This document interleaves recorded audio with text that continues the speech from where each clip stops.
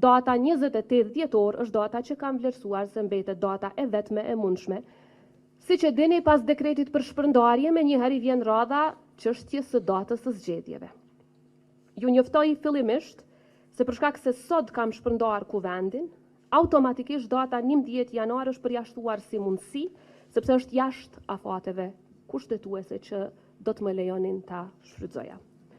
Sa i përket datës 4 janar, jemi njoftuar që nëse zgjedhjet mbahen në janar, sipas legjislacionit në fuqi dhe me që nuk kemi tashmë buxhet të miratuar për vitin e ardhshëm, atëherë KQZ-s do t'i lejohej sipas ligjit të përdor vetëm 1/12 e buxhetit të saj, që i bjen maksimum diku rreth 1 milion apo 1.5 milion. Përderisa për këto zgjedhje është kalkuluar që mesatarisht do të kushtojnë rreth 8 milion.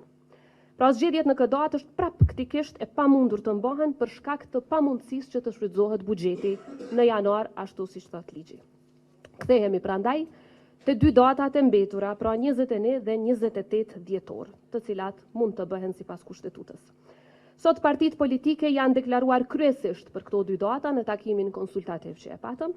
8 parti sot janë deklaruar për datën 28 dhjetor.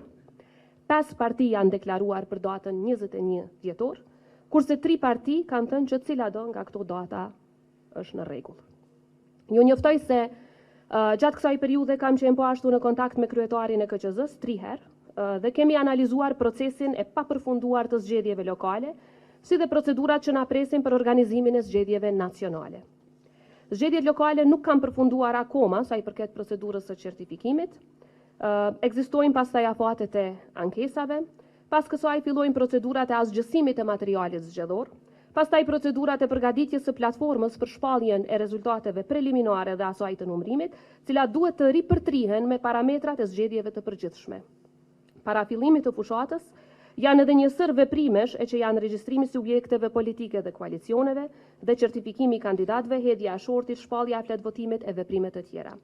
Për më tepër, duhen së paku 2 javë hapësirë kohore për mundësuar votimin jashtë vendit dhe duhet pasur parasysh që sipas ligjit të ri për zgjedhjet e përgjithshme, shtetasve që jetojnë jashtë vendit duhet dhënë së paku 15 ditë afat me qëllim të aplikimit dhe regjistrimit për të votuar.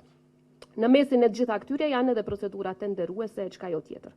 Pra të gjitha këto e bëjnë praktikisht të pamundshme edhe datën 21 dhjetor, jedimisht data 28 dhjetor është data që kam vlerësuar se mbetet data e vetme e mundshme, sado që edhe kjo datë paraqet deri diku sfida për KQZ-n.